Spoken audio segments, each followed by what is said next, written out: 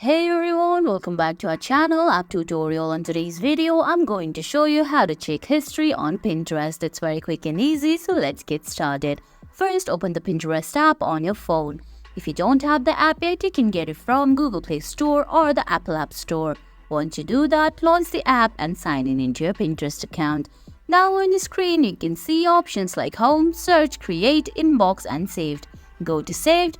Now on the top left corner, select your profile picture. Under that, you can see there's Home Feed tuner halfway through your screen. Select that, and under Pins, you can see the history like I've watched my vision board 20 minutes ago, scroll down, 50 minutes ago, 51 minutes ago, and more. And guys, that's it. That's how you check your history on Pinterest. I hope you found this video helpful. If you did, please give it a thumbs up, leave a comment, subscribe to our channel and hit that bell icon. See you in the next video. Thanks for watching.